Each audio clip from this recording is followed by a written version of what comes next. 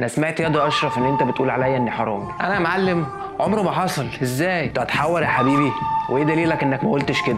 والله يا معلم ما قلت حاجه. ليه كده يا اشرف؟ اللي بيحلف كذب بيخش النار. طحنوها يا رجاله. الله يرحمك يا اشرف. يلا هناكل ايه النهارده؟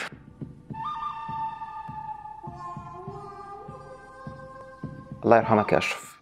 اشرف كان ضحيه من ضحايا مغالطه منطقيه مشهوره جدا اسمها الاحتكام للجهل. والمغالطه دي بتقول ان انت لو في حد بيتهمك بحاجه وانت مش عارف تنفيها يبقى اكيد انت عملتها، او العكس، لو الناس بتقول ان انت ما عملتش حاجه وانت مش عارف تثبتها يبقى انت اكيد ما عملتهاش. وفي مثل بيحكيه الدكتور عادل مصطفى في كتابه المغالطات المنطقيه عن السيناتور جوزيف ماكارثي. الراجل ده في اوائل الخمسينات كان معاه شنطه كبيره جدا حاططها جنب ايده. الشنطه دي كان جواها ملفات عن ناس بيتهمهم بالشيوعيه. الملفات دي ما كانش جواها معلومات بتقول ان الناس دي شيوعيين او لا، بس هو كان شايف ان هم شيوعيين عشان ما فيش حاجه تثبت ان هم شيوعيين.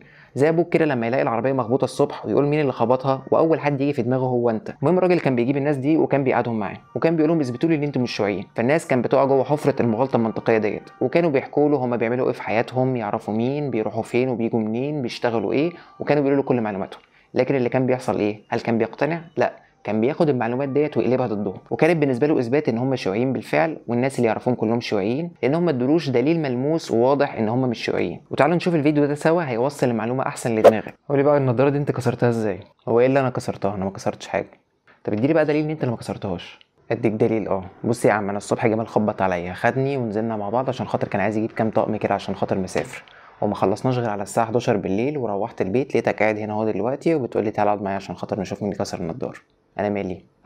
يعني انت بقى خدتها معاك ونزلت بيها اديتها لجمال صاحبك عشان تبقى لايقه على الطقم بتاعه، وفي الاخر كسرها ورجعتها البيت من غير ما احس عشان ما اعرفش ان انتوا اللي كسرتوها. يا عم انت بتفكر ازاي؟ ما هو ما حدش يعمل كده غيرك. السلام عليكم ورحمه الله وبركاته. اخويا معلش الصبح انا قعدت على الكنبه لقيت النضاره بتاعتك كسرتها فجبت لك واحده تانية مكانها. ايه في ايه؟ انا اسف. شفت؟ طب احنا لو وقعنا جوه حفره المغالطه المنطقيه ديت نتصرف ازاي؟ انا هديكوا 4 امثله هتبصوا عليهم تعرفوا فيهم مين الصح ومين الغلط. والله العظيم انا ما عملت كده، اقسم بالله ما عملت كده. في حد بيحلف بالله كذب؟ يا عم انا ما عملتش كده. انا خدت العربيه مشيت بيها لقيت ناس واقفه على جنب سلمت عليهم وما كنتش اعرف ان الراجل هيتخبط دوت من وسطهم اصلا، وكملت طريقي ومشيت. هيبقى انا اللي خبطته؟ انا مش هقول لك ايه الدليل ان انا ما عملتش كده، اديني انت دليل ان انا عملت كده.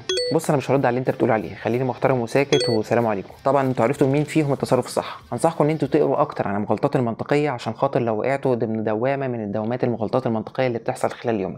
وفي خلال الايام اللي جايه هنحط فيديوهات بتتكلم عن المغالطات المنطقيه بصوره اكبر عشان خاطر تستفادوا. فنصيحه ليكم تابعونا. ودي كانت حلقه النهارده من في 5 كلام.